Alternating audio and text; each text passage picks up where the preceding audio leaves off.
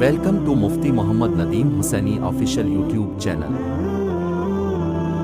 مفتی صاحب کے چینل کو سبسکرائب کریں تاکہ ہر آنے والی ویڈیو سے باخبر رہیں۔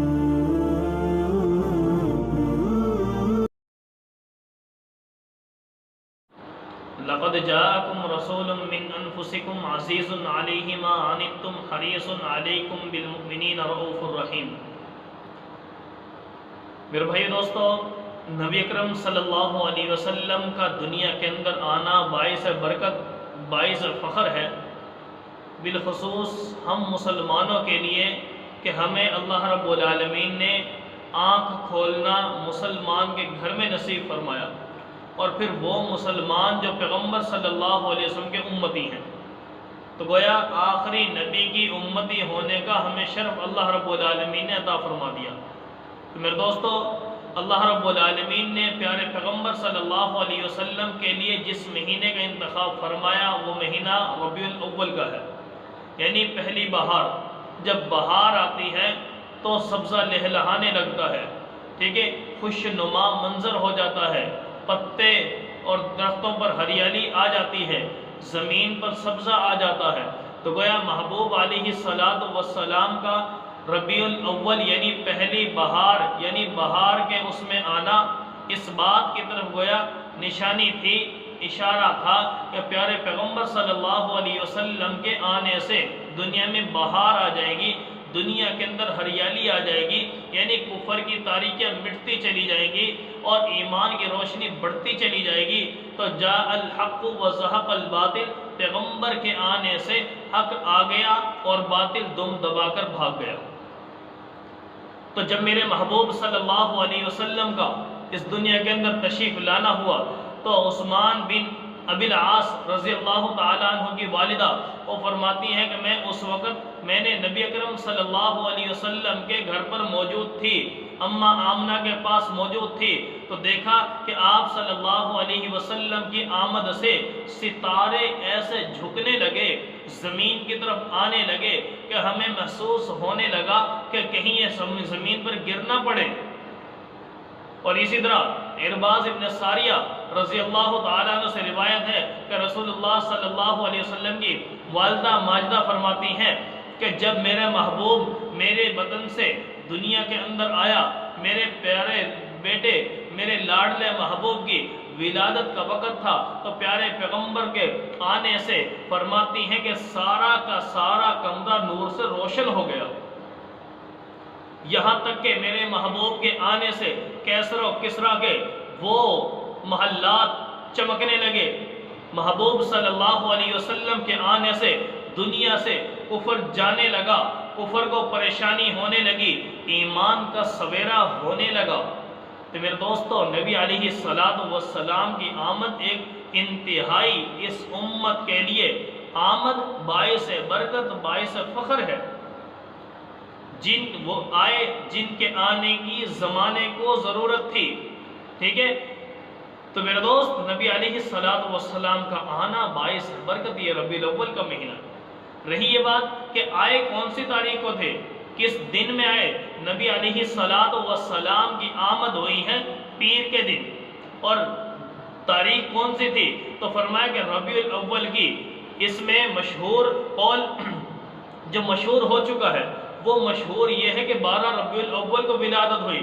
میرے دوست، 12 ربیع الاول کا قول اگرچہ ہے، 8 ربیع الاول کا قول اگرچہ ہے، 9 ربیع الاول کا قول اگرچہ ہے، مختلف اقوال علماء نے لکھے ہیں۔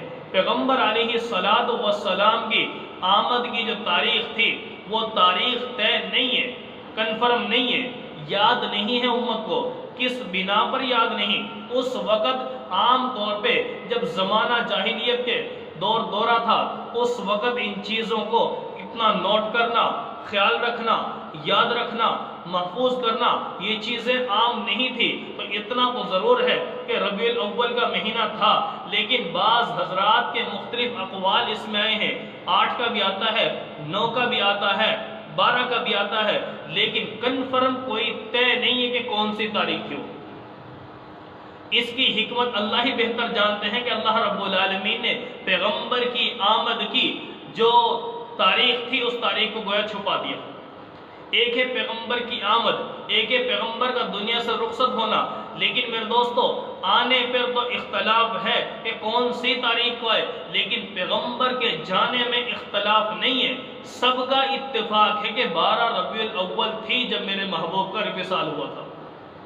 پیغمبر کے وصال کا دن سوموار کا، اور پیغمبر کے وصال کی تاریخ 12 ربیع الاول، مہینہ بھی یہ رکھا۔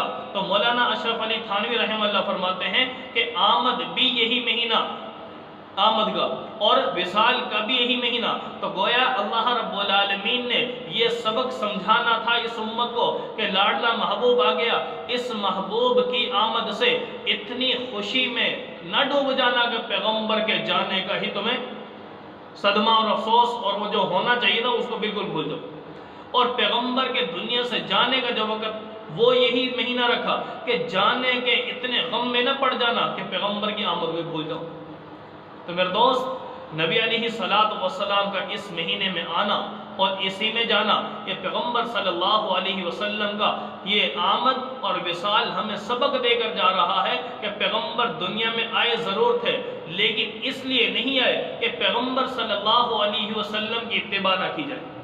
پیغمبر آئے اس لیے تھے کہ امت کو اللہ کے راستے میں لگا دینا، اللہ کے سامنے جھکا دینا، میرے محبوب کی آمد کا مقصد یہ تھا۔ تو اس لیے میرے دوست جو محبوب علیہ السلام کا مسلمان پیروکار، تابعدار، سچا عاشق رسول، ایماندار اگر ہے تو محبوب علیہ السلام کی من چاہی، پیغمبر کی جو زندگی چاہت والی تھی اس چاہت والی زندگی کو اپنانا ہے۔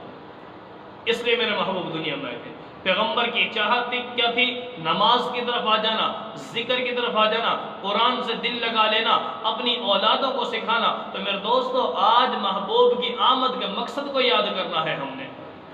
تو پیغمبر کی آمد کا مقصد کیا تھا؟ امت کو بھٹکے ہوئے راستے سے سیدھے راستے پر لگانا۔ وہ بھٹکا ہوا راستہ شیطان کا راستہ تھا، اور پیغمبر کا جو صحیح راستہ اور سچا راستہ کون سا تھا؟ وہ رحمان کا راستہ تھا۔ تو محبوب نے شیطان کے راستے سے ہٹانا تھا، محبوب کے راستے پر، اللہ کے راستے پر لگانا تھا۔ یہ میرے محبوب کے آنے کا مشن تھا۔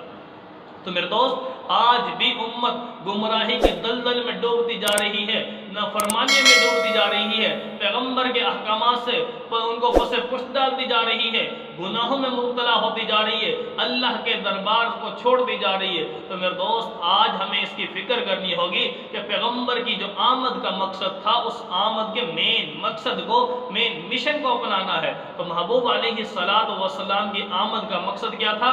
چاہے وہ 9 ربیع الاول کو ہو، چاہے وہ 8 کو ہو، چاہے وہ 12 کو ہو، آئے ضرور ہمارے محبوب اسی مہینے میں آئے، لیکن آئے کس لیے تھے؟ آئے اس لیے تھے کہ محبوب کی اتباع کی جائے۔ تو میرے دوست نبی علیہ السلام کی اتباع میں کامیابی ہے۔ اللہ رب العالمین تمام امت مسلمہ کو اپنے محبوب صلی اللہ علیہ وسلم کی سچی پیروی کرنے کی توفیق نصیب فرمائے۔